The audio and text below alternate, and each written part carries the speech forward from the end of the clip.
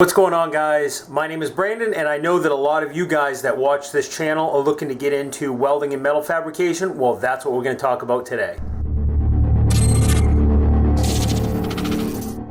So the following information that I'm going to give you guys is subjective. It's based on my opinion and my personal experiences. When I started out welding, I started out with oxy-fuel, so an oxygen tank and an acetylene tank and a flame. And I learned to braze. And then shortly after that, I stepped up to an AC buzz box, and then shortly after that into flux core welding. So through that whole learning curve and learning experience, I picked up a few things along the way, and 30 some odd years later, here I am today to share with you some of the tools and some of the lessons that I picked up along the way. So I'm going to start out by breaking this down into a few different categories. We're going to start out not in order of importance. If it was, we'd probably start out here: safety and welding, measuring and marking, cutting and grinding, and clamping. So measure and marking seems like that would be a pretty straightforward thing. Well, it is. You don't need anything fancy. Just pick yourself up a tape measure, get something that's 25 feet or more. In here, we're just using imperial measurements, so learn how to read it. When I first started out, I was 15 years old. I didn't know how to read a tape measure. So I'd go to measure something, and I would say, 20 and 3 little lines. I'm not going to get too in-depth on this, but learn how to read a tape. That's an important thing. Learn what these measurements are. In our system, each one of these little tick marks is a 1/16 of an inch. So if you got 3 of these little lines, that's 3/16. So just learn how to read a tape. Whether it's imperial or metric, just know how to read it. Now, as far as marking, you got a few options here. Here's one of my first welding cabinets. So here you have your typical soapstone. I don't use those anymore. I've traded those in for what I feel is a better option. So now I just use this. It basically is like a mechanical pencil, but yet it's to write on metal. And then you can pick up some refills which look like lead for a mechanical pencil. I like that it's got the clip for the holder, and I like that this is smaller so it's easier to get to a point. If you want to sharpen it up, all you got to do is just rub it on a surface. As you rotate this, that'll help put a point on it. You do the same thing with a soapstone, or you can run it on your grinder, which is what a lot of guys will do. Another handy tool is a material thickness gauge. And again, it's not necessary, but it just comes in handy. And these also come in handy when you're setting up your welder and setting up your amperage. Plus with this, it also has some increments at the bottom to help you determine what size MIG wire you have. So this works good to identify material that you're going to be welding. And it even works good when you're at the scrapyard picking out metal. Cutting and grinding. Do you need 4 grinders? Absolutely not. I only have 4 just because I have them each set up with something different, and it just makes my time in the shop a lot quicker. Pick yourself up a 4.5-inch angle grinder. I've always had good luck with Makita, but you pick what works for you. I would suggest that you get a name brand. Don't buy some junk, because grinding operations are pretty hard on a grinder, and they heat up pretty good if you're doing it for a while. Here I have a fine, and this is also a real good tool. When you have your angle grinder, this tool right here is made to fit inside this to tighten it down. I don't use these, ever. I just discard that. Everything I do, I always put the wheel on by hand. Again, all preference, don't do this. If you get hurt and the wheel falls off, you're on your own. But has a lock. I just use hand pressure to spin it off, and that's it. And I put the new one on the same way, using just hand pressure. So you snug it up, give the wheel a little turn, make sure it's unplugged while you're doing it, and that's it.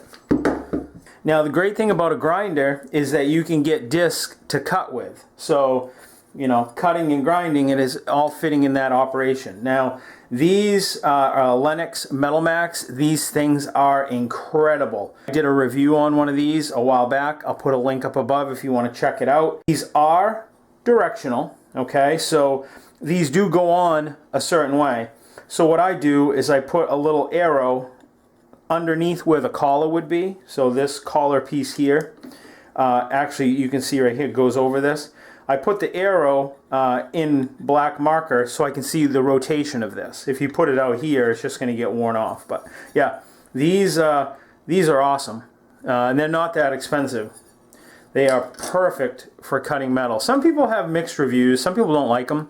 I personally love them. I haven't had any issues with these at all. So now you've got a way to cut some metal, but let's say you want to go all in. Let's just say you know that this is something you want to do and you want to make this a hardcore hobby. Well, now you step up to the next level of cutting tools. Portable bandsaw. Doesn't have to be this brand, it can be any brand, as long as it's a name brand. Again, when you start getting up into tools like this, you're going to be looking at probably for this one around $300.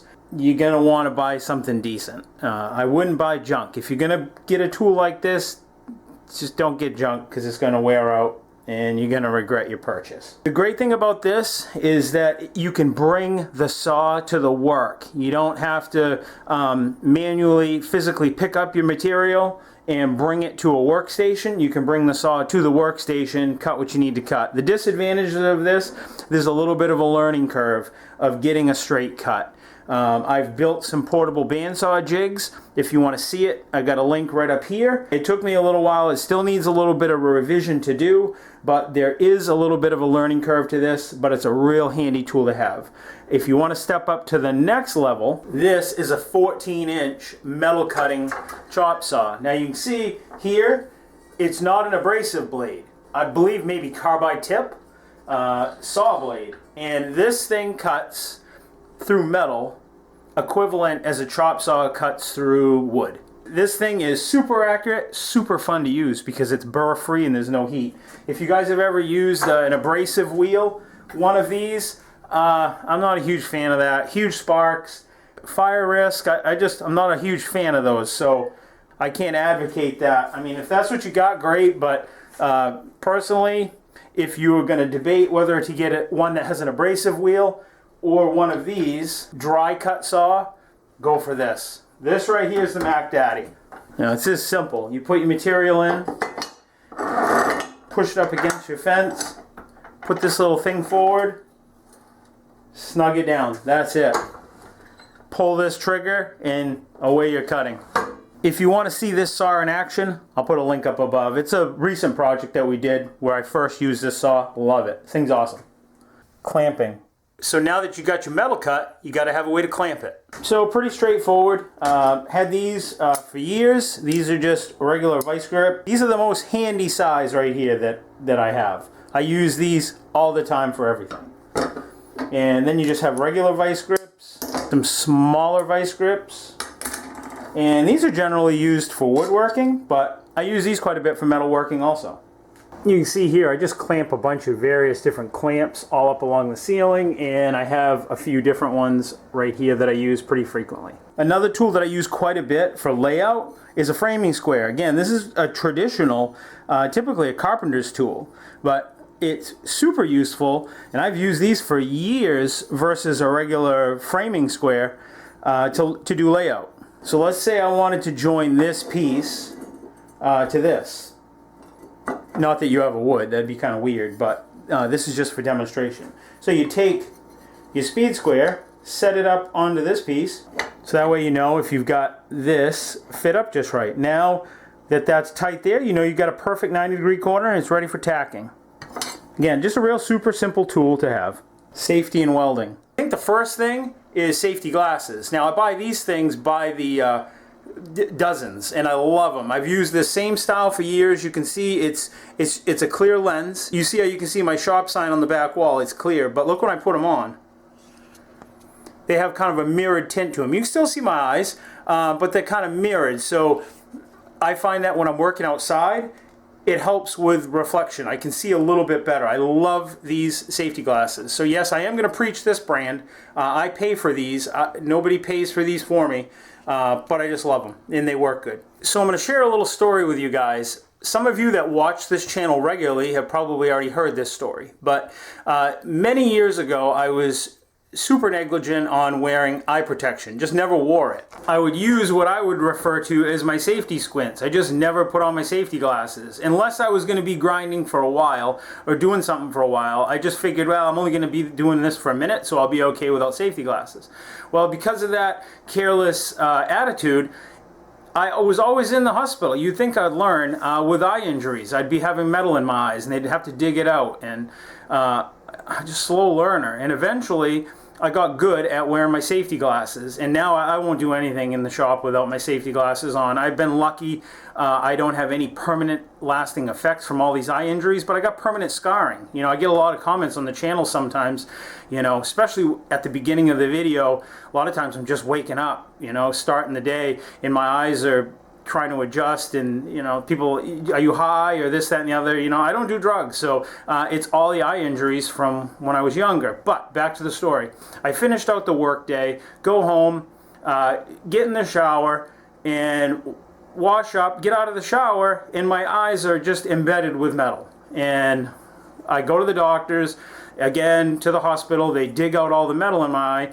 Well, here's the learning lesson, that while I was grinding, even though I had my safety glasses on, all that particles was getting in my hair. And then I go to get into the shower is washing down, it's washing all the particles down my face, not knowing it, I'm in the shower, gets in my eyes, and of course when you're in the shower you rub your eyes because it feels good, you know, and meanwhile I'm driving all that stuff, embedding it into my eyeballs. And then I ended up in the hospital digging out metal. So who would have thought? I don't know anybody that's ever happened to. I think that's something that can only happen to me. I don't know. So the point of that is even when you think you're being safe, sometimes you can even be safer. And it takes getting injured to realize sometimes that you could have done something differently. So I'm just trying to preach to you to maybe help you guys avoid some of the injuries. So wear your eye protection. Ear protection. If you're going to be grinding, wear it.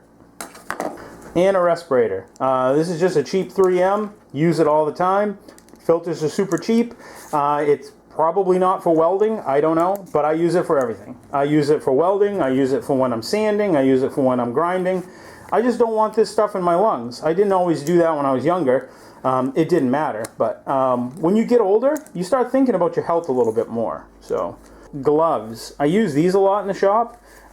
These I use mostly when I'm handling material. Like you can see, a little cut right there. So that saved my finger. Don't know what happened there, but these gloves aren't that old. You can see they're not even really that dirty. So, but I use these when I'm at the metal yard. I use these working around the shop. I use these a lot of times during fit up. Rubber gloves, always good to have in the workshop. These gloves right here, I buy by the 3-pack, and I buy them in bulk. You can see I just got a bunch of gloves that I keep on hand, so when they go bad, I've got a new set. These are the gloves that I do when I'm stick welding. Love them. Super comfortable. I'll occasionally wear these stick welding if I'm using them on thin metal, maybe running like some sheet metal or something super thin and it's just real quick. I do these. But if I know I'm going to be stick welding for a while, I use these gloves. They're just super comfortable, super quality. You can't beat them and they last forever. Then here I just have my various equipment that I wear while welding, depending on what I'm doing. If I'm stick welding, I like to wear this. It's a leather coat. I like this one because it's got pockets in the sleeve, so that way I can put my soapstone in there.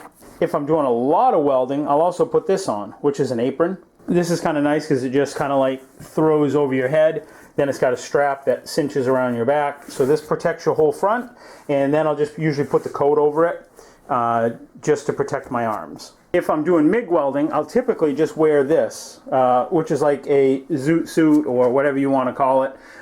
This one's a thin, lightweight one. This one's the same idea, but it's insulated.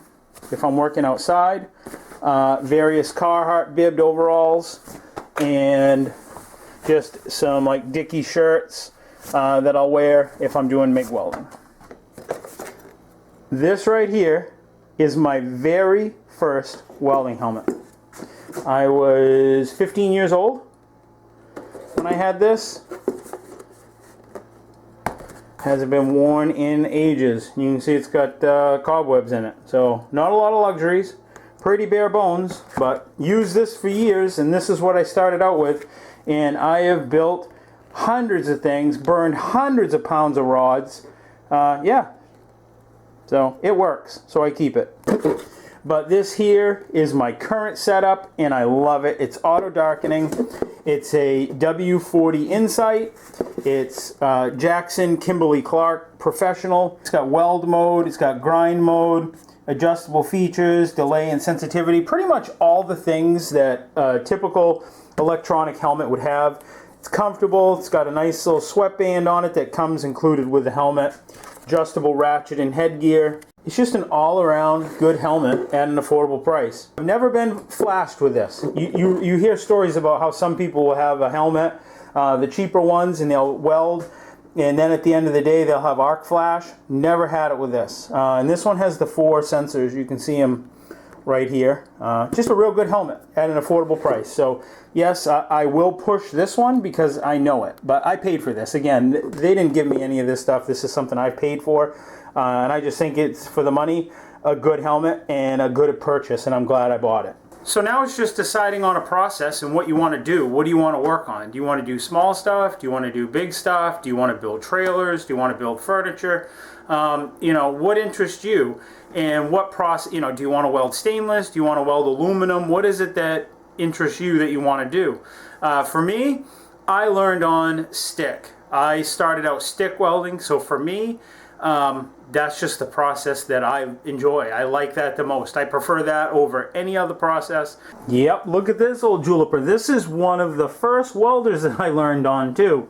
Oh yeah, this thing is seen a better day. Actually, this one's not working right now. This one's burned up, but for nostalgia's sake, I think I'm going to try to rebuild it and get it going again, just because it's got some sentimental value to me. But yeah, this isn't the original end that was on it. I've actually wore the first one out, completely burnt it up. But yeah, this is transformer based, so this is pretty bulletproof. This is going to be what you'd call like the old school AC buzz box. It's not the Tombstone one, it's, you know, Craftsman's version. But so here I got my this is my tool room, by the way.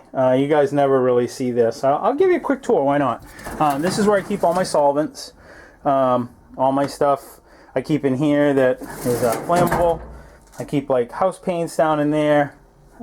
Here's my, obviously, my MIG welder and plasma cutter, another welder. That's argon I've got there.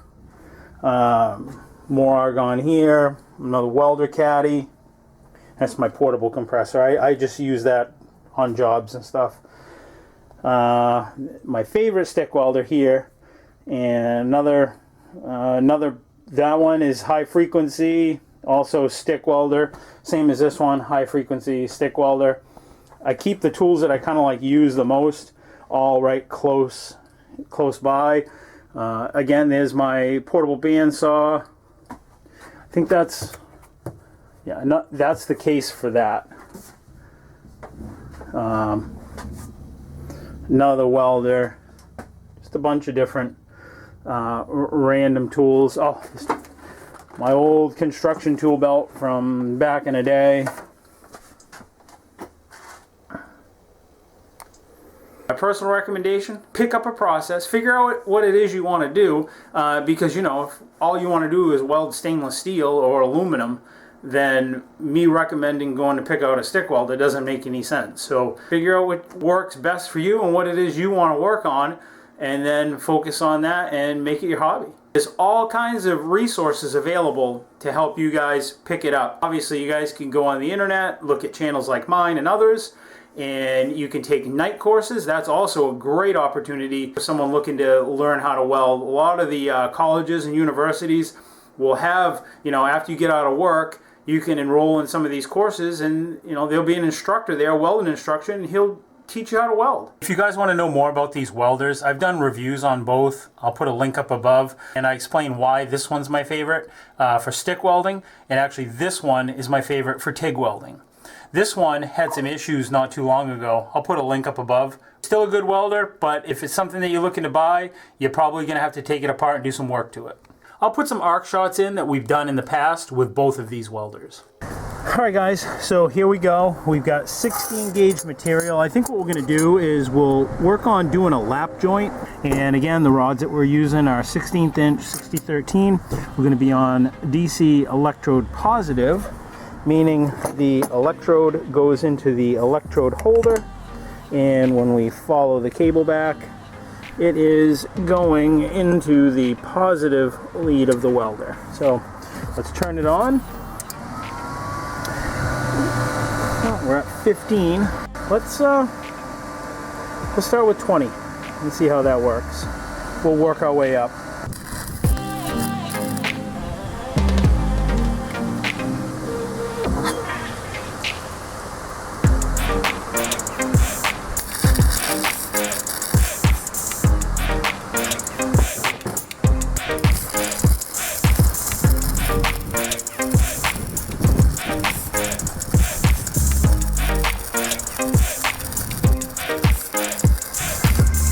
Today we've got a welding project to do, and for this welding project I'm going to try using some 6010 welding electrodes on an affordable budget DC TIG and stick welder. Let's get going and see how this thing works.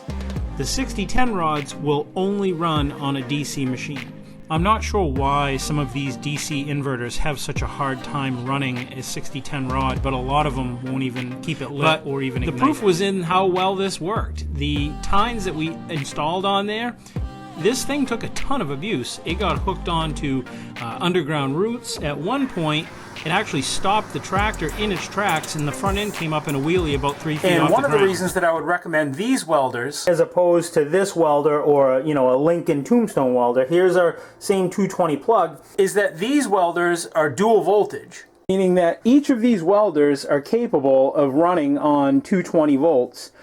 But if you don't have 220 volts, which a lot of people don't, so this is what's considered a 220, so this is a standard 220 welder plug. If you don't have that in your workshop, these welders come with an adapter. So then you just plug this cord into this adapter, and then you just plug this end into your standard wall receptacle. And you don't have to do anything else. The machines do it all internally. Granted, it won't go to its full potential. Like this welder is a 160 amp welder. That's 160 amps when it's plugged into 220 power. But that works out great if you don't have 220 power. You can't just plug that adapter onto this welder and have that welder work in a 110 outlet. It's just not going to function properly. So that's one of the reasons why I would recommend one of those inverter welders, as opposed to, say, an AC or an AC-DC buzz box, the older style. You can find them on Craigslist all the time used, but again, it requires 220 power to use them. If you don't have 220 power in your shop, you're out of luck. That's where the inverter welders really come in handy. And that's all there is to it, guys. I want to thank you guys for watching. Thank you for tuning in. Hopefully this shed a little bit of light on some of the things that I feel are useful for me that hopefully can pass on to you, and you guys can take that information and do whatever it is you want with it. But coming up pretty soon, I'm going to be welding up some stainless steel exhaust. I haven't done stainless in a long time, so that should be interesting. That'll be a TIG welding video. There's all kinds of other videos coming up, so if you're not a subscriber, please consider doing so. Ring the bell, because there's new videos coming out every single Friday, so you don't miss an episode. If you want to know about any of the things that you see me showing you in this video, I'll have links down in the description. If you want to know what I'm working on before it makes it up to YouTube, you guys can also click the links down in the description. I'm on Instagram and on Facebook, and I'm always uploading there before it makes it here. Until then, I'll see you guys next week. Stay safe, have a good week, take care, see ya.